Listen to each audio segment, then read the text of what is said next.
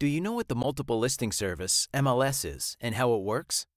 This is really a very important question. Most buyers do not understand how it works. It's very important to always make it clear. The first step is to educate the buyer about MLS, that it's a valuable resource for their search, and that you'll provide them with full access to it. The way I like to explain this specifically is, Mr. Smith, let's talk about the MLS, or Multiple Listing Service.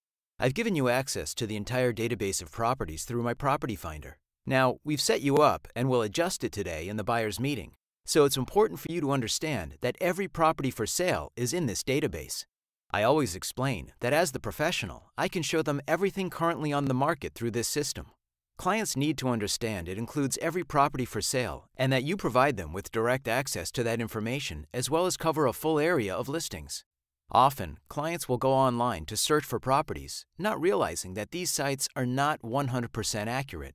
Buyers may not understand that listings are often delayed and properties may already be under agreement, and that may not be reflected in the system. It's important to explain how online resources compare with the MLS access you've provided. Here's how I explain it. Mr. Smith, a lot of buyers like to go online to find properties. Please understand that a lot of those sites pull information from MLS, and the results may also be delayed. The biggest issue I have is that buyers will find a property on one of those sites and send it to me indicating that they want to see it, only to discover it's already under agreement. Because of the potential delay and confusion, the best way to search is through my property finder. Does that make sense? The bottom line to communicate is that you as their real estate agent are a comprehensive resource. Since you have access to every town and have all their criteria, you'll be able to assess which properties are most likely to be a good fit. That being said, it's important to then let the buyer know what to do if they find a listing online that is available. It's still in their best interest to work with you when it comes to negotiations. The way I explain this to my clients is by saying, Mr. Jones, if you find a property online, send me the MLS number and I will follow up. I never want you to call an agent or an owner directly because you don't want to give up your rights to representation. I represent you as a buyer's agent, and my job is to get you the best price and the best terms, with the seller paying the fee. And then ask, do you understand how an agent who finds you a home is paid? It's critical to review this with your clients to build trust and help cement the relationship. Now, every state is different, but in general, speaking as a buyer's agent, all fees come from the seller. This really is for the buyer's protection. It's important to explain to the buyer that the money for your services does not come out of their pocket. The transaction actually pays the fee. Also, it's important to remember that buyers go to open houses, look at listings, and will be tempted to talk to the listing agent. You need to educate them that the listing agent works for the seller, so anything they say to that agent can and will be used against them. Some examples of things not to share with the listing agent are when their lease ends, if the lease is ending soon, and if they currently own a place. Any of these types of personal details disclose the buyer's timing needs and can be used against them in future negotiation. The takeaway is that even though the buyer doesn't pay your fee, they need to know that you're an advocate for their best interests.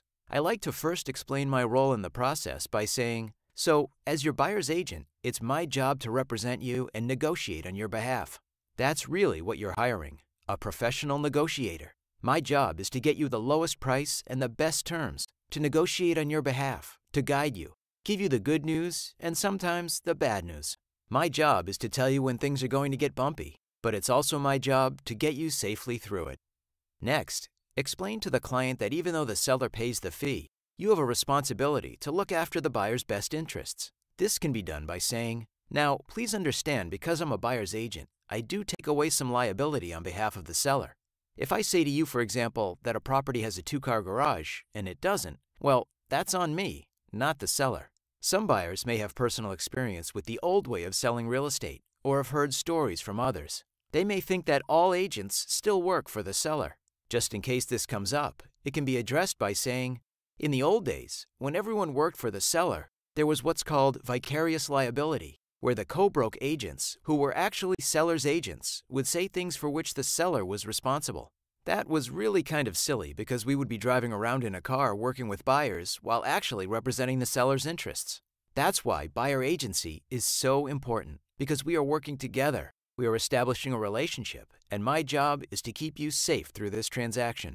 Another question you may get from buyers is, since you get a percentage of the transaction, Do you have incentive to push them to spend more money? This is a valid question, but not the case. The way I respond is to say, you're correct in that we get a percentage of the sale, but as you know, I work relationally and by referral only. It doesn't make sense for me for an extra $13 or $25 on my end, which is what it would usually work out to be, to have you pay more money for a property and risk not getting referrals because I didn't do a good job for you.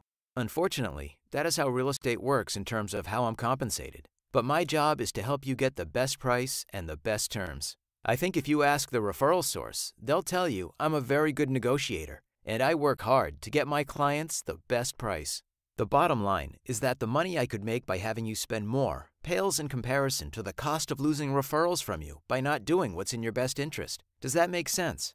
The fact of the matter is that typically every $10,000 of sales price equals roughly $125 commission for a realtor. Even though $125 is real money, it's not enough to motivate realtors to act underhandedly by pushing buyers to spend more than they should. I then ask, are you willing to commit to working with only my team and I to help you find a home? This is an incredibly important question because you're meeting the buyer for the first time. You don't know each other, and trust has not been established. That being said, expecting the buyer to have any comfort with an agency contract can be an uphill battle. Although I'm not against the contract, I feel there's a better way to get their commitment. When discussing this question during the buyer's meeting, set the buyer at ease by acknowledging that you don't know each other and that it's important to make sure the relationship is a good fit. Here's the way I propose this. Mr. Smith, since we just met and you were referred to me by one of my very good clients, I'd like to suggest we spend a couple of weeks getting to know each other and seeing properties to determine if it's a good fit or not. It's great if it is, but if not, we'll shake hands and go our separate ways. You need to make sure that my team and I are a good fit for you, and I need to make sure that what you're looking for is realistic. Based on what we've talked about so far, it seems like you are being realistic, but we need to see how we work together. I've found that by acknowledging that you are just meeting for the first time, the buyer is put at ease and more receptive. At this point, it's time to establish that you're asking the clients for a commitment. Here's how I present this. Now, many agents ask their clients to sign a contract up front. Personally, I do not believe in buyer's agency contracts. I never want my clients to be tied to me because of a piece of paper. However, I do only work exclusively. I want my clients to commit to me, and I want to be in a position to also commit to them. The difference is that I want my clients to want to work with me and my team, simply because we do a great job. Next, I like to explain my working style and set the stage for future referrals by saying, now, I work by referral only, which is how you found me. All I ask is that you keep me in mind if you bump into anyone that may be buying or selling. Since I work by referral only, I can spend all my time working with you. I devote myself to my clients. I have an assistant and members of my team to cover all the admin types of work. So this frees me to focus exclusively on my clients' needs. As a professional, you only want to work with clients exclusively, so this needs to be addressed. That way, you have no ulterior motive that could create a somewhat adversarial relationship. By working exclusively, your only goal is the client's best interest. On the other hand, it's not in the buyer's best interest to have a different agent for every town. In that case, each agent is only motivated to make a sale in their town. The example I like to use to illustrate this for my buyers is, Mr. Smith, if you hired an agent in each of the 5 towns you're looking at, those agents would only be compensated if you bought in their town. Could you trust that they're giving you good advice? Of course not. I never want to give you advice that's not in your best interest. Now, each realtor has to make a decision about using a buyer's agency contract. I personally don't use one. I never want a buyer to be tied to me because of a piece of paper. I'd rather they want to work with my team and I because I do a good job.